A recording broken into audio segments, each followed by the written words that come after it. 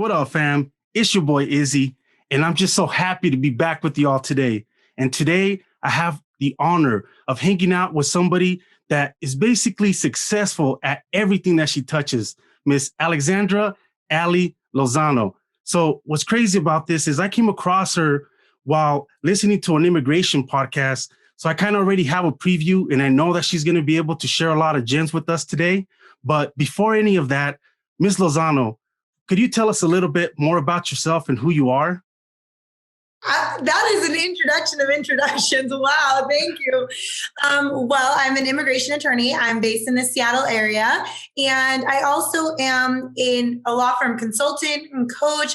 I teach lawyers how to run a successful legal practice, and I'm very much about empowering attorneys to build winning cases and have lives that they love. Most of us end up actually being solo practitioners, even if you don't think you're going to be when you leave law school. I never thought I would be, but really it's an incredible way to live. And I love having my own firm. And so I'm really into empowering people to earn incredible money while doing life-changing work. Wow, I love that.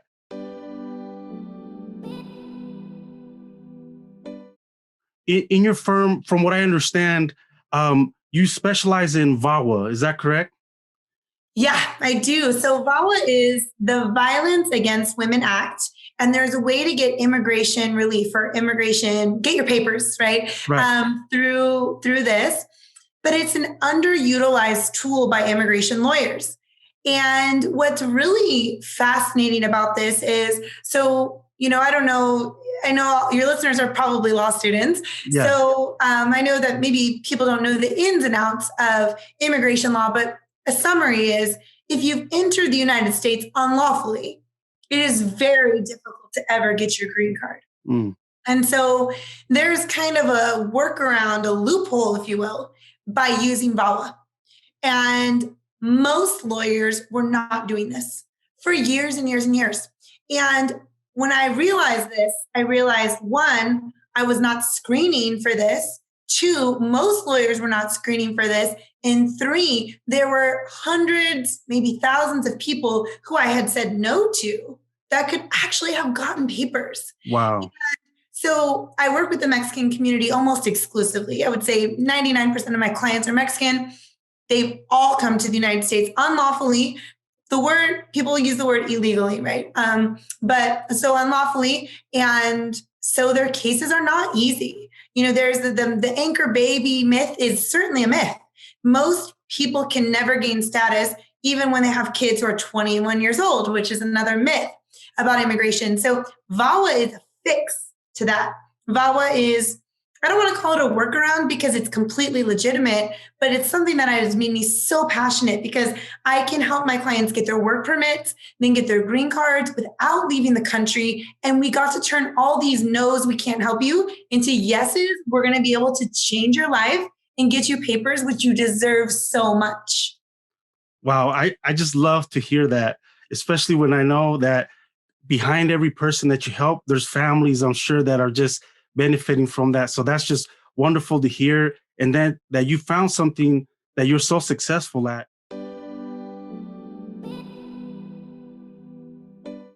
I understand that you have your own law firm, but it hasn't always been that way. Could you share a little bit about your journey to owning your own law firm and what motivated you to go down that route? Sure. So that's a great question. And I think, in law school, there's a lot of pressure of get all the internships and then get the best job. And so that's, of course, what I did. I had wonderful internships. I did everything that I could. I landed my first job at a firm that works on something called removal defense. So that's immigration litigation, federal litigation, going into court, fighting for people who are getting deported. Okay. So it's immigration litigation defense. The pay was terrible. The work environment was even worse. And it was just a very misogynistic, male-driven, tons of harassment, sexual and otherwise, not just against me, against everyone. And I hated it. But my boss is a leading expert. So I got to learn, my ex-boss, got to learn a ton from him. So I really learned a lot about complex, really hard cases. And so I was burning out. I didn't like it. I didn't like the work environment.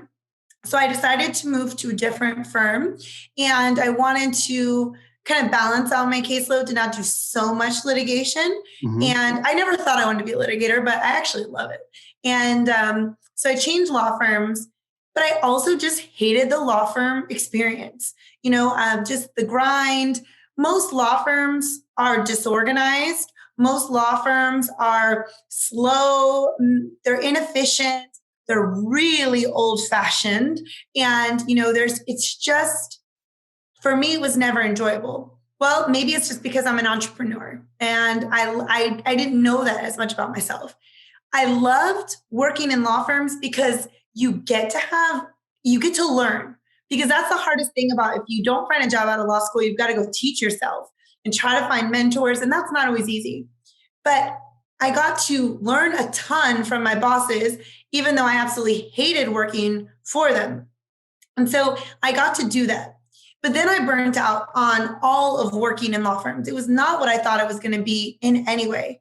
Again, the pay was not good. The hours, the work environment, very cutthroat. It was not enjoyable to me. I did not like it. And I burnt out. And so this is funny, Izzy. I ran away to Mexico. That was my plan. I was going to run away to Mexico. I was going to go teach kindergartners English or something. And then what happened was, a lot of my clients said, no, abogada, please be my lawyer still. So I said, okay. So I decided to kind of run my law firm. And that's how I opened a law firm, completely not wanting to. And I said, okay, I'll run it from Mexico. And, here's an interesting thing. I'm going on. I'm talking too much. But no, please. Something I felt like I didn't like when I was in law firms was I felt they were really focused on money, on earning money. And then I didn't feel that there was as much care for the clients. So I misinterpreted this. And this is a message that a lot of us get if we want to go into something like immigration, something like criminal defense. We have these ideas that you cannot earn a lot of money in these professions, and that if you do, you're taking advantage somehow. So I was ingrained with the wrong thought system, because what I now know is that I can serve my clients incredibly well.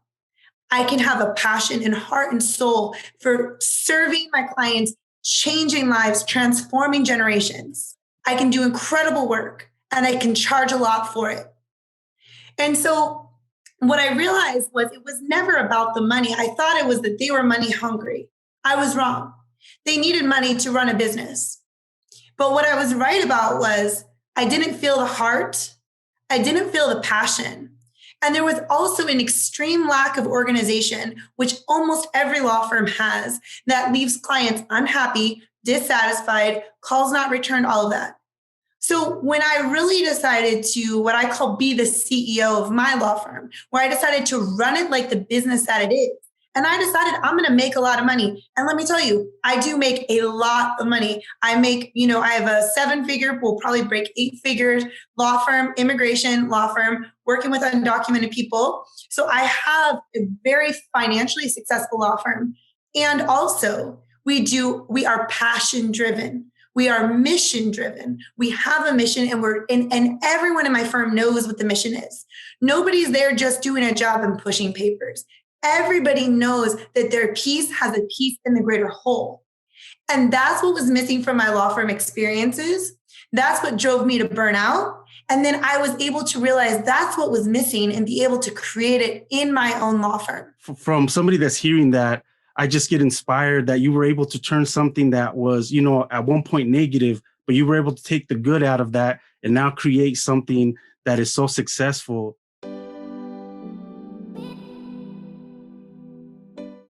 In law school, as you pointed out, we don't really hear a lot about the business side of the law, I feel like.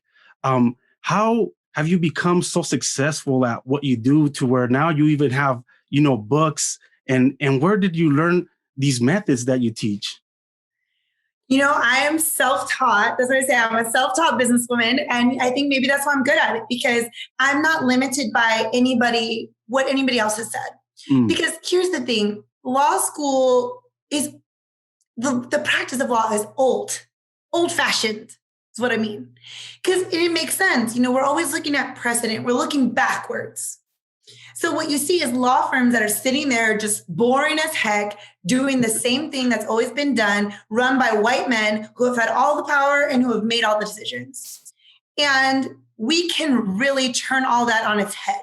We can challenge the status quo in the work that we do, and we can challenge the status quo in the way that we run our businesses. So what I decided to do was read business books. And I said, I'm going to make these business concepts apply to a law firm. Wow. Now, I never heard of this before because I'd worked in 2 law firms. I'd never seen them do anything businessy, just law firmy, and I didn't want to do it like that. I said, why not? Why can I not read something about how Starbucks was created and do that? And actually, that is the model of my business. The model of my business is Starbucks, where it's like every person should come in and have a same experience no matter what. That is very unique. And maybe a lot of your listeners haven't had experience working in law firms. You're in law school, so how much experience can you really have? But you'll see once you get out, basically, for the most part, a client gets an experience based on the paralegal that's assigned to the case, or how much a lawyer is interested in working on the case and how quickly.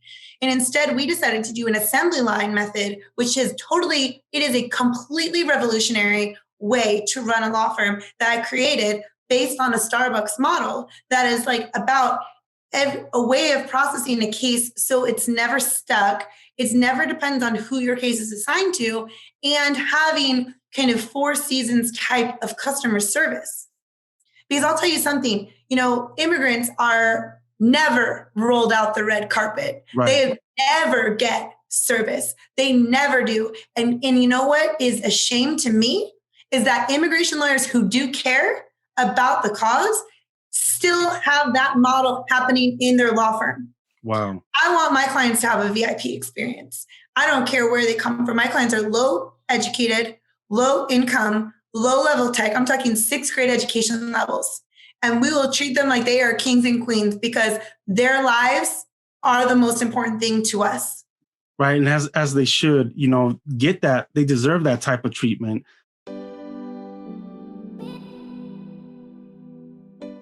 What kind of advice would you have for law students that maybe have the foresight to say, I do want to start my own practice or own law firm? Is there anything that you could share with us that we could do at this point? Well, not to be conceited about it, but I do recommend my books, honestly.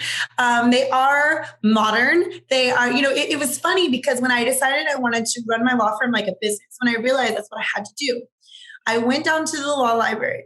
The law library from the bar, not from a school. So I went to my bar's law library and I found a book on how to run a law firm. And in the book, it said how to position a stenograph on your desk. Well, thank God they had a picture because I had no idea what a stenograph even was, right? Yeah, you probably don't even know what a freaking regular telephone looks like. You know what I mean? Like you're young. And so, before you're the cell phone era. So there was nothing modern for us, me, I'm older than you, but, and so for you and your generation that's younger, you've got to learn how to, leverage social media for business, how to run your law firm with, e-files electronically, how to do all of that better.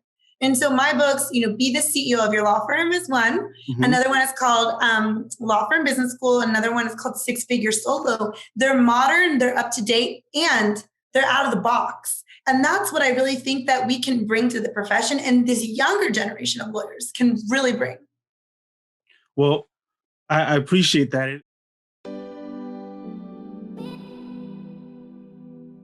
And I'm so happy and glad that you brought up your social media presence, because that's actually one of the other things that, kind kind of got me to want to go and reach out to you and hear more about what you have to say, because I can tell you that one of the things that gravitated me towards you is just how happy you are every day and that positive energy that you bring every single day. So could you share with us like what keeps your energy so positive and what you do maybe outside of your practice that allows you to do that? Yeah, you know what? I think that the idea for me is I live a mission driven, passion driven life. So I am extremely passionate about the rights of undocumented people in the United States and helping them gain legal status. That, like, I literally wake up every day with joy that I get to do my job. I have the best job in the freaking world, you know? And I love it. And then also, I have been the leading mind, the leading expert, I would say, on VAWA in the country. Wow. I've revolutionized the way that VAWA is used for immigration cases. So I have a few missions, okay? If you'll humor me. One of my missions is that every single undocumented person in the country have legal status. So there's 11 million, all right? There's a lot, and I can't do it alone. So that is why another part of my mission is to teach every single lawyer that I can about VAWA and how to use this to change lives. Because then together, collectively, there's no competition. Collectively, we can all help every single 11 million undocumented people, like every single one of them, gain legal status. So those are two of my missions. And then another one of my missions is to help people run successful law firm businesses. Because most lawyers I know are broke, honest to God. They're like, they go on their own. I was earning $20,000 to $30,000 a year when I went on my own. And wow. I mean, I was only earning $50,000, $60,000 a year in a law firm. So it's not like I was ever earning a lot. Now I'm earning millions. And so I want everyone to be able to find this incredible way to live your life of like so much authenticity to your mission and what moves you, and be able to have an incredible living by doing it. It's totally possible. And I have 5 kids. So it's not like, I'm just sitting at home, like in my free time too, I mean, I'm a busy mom, and, I have a beautiful family in addition to my law practice, to my coaching, to writing books. I think that if you can put your mission first and know that you can do great work and make a great living, when you put all of that together, what's not to be excited about every day when you get out of bed, I knew from the get-go that you were going to give us some gems, and I feel like that was wow. Like I can't even express it better in words. Just wow. So thank you for that.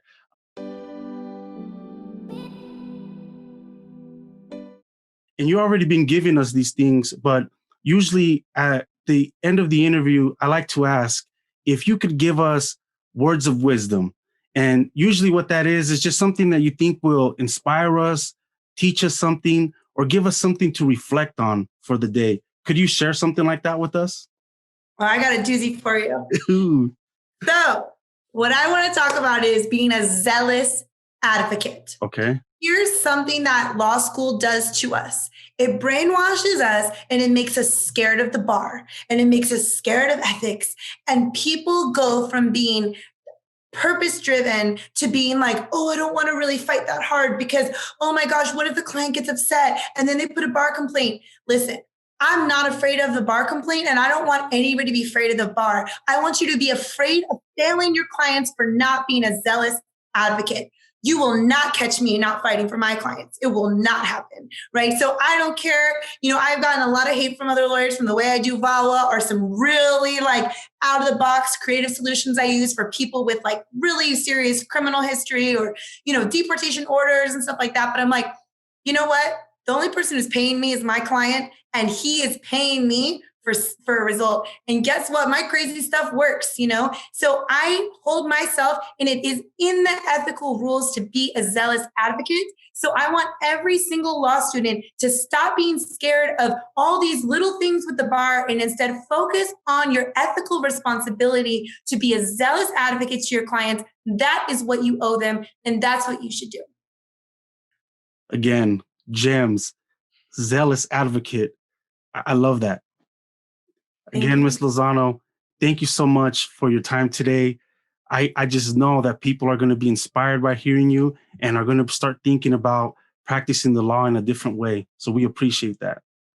Well, thank you for having me. It's an honor. You know what? I mean, you're an inspiration. You know, we were talking off the air, first generation American, Mexican American, blazing the trail. You know, you're going to do great things. And that, you know, and here you are with this podcast. It's amazing. So congratulations on everything that you've accomplished. And I bet you have an incredible career ahead of you. I appreciate that.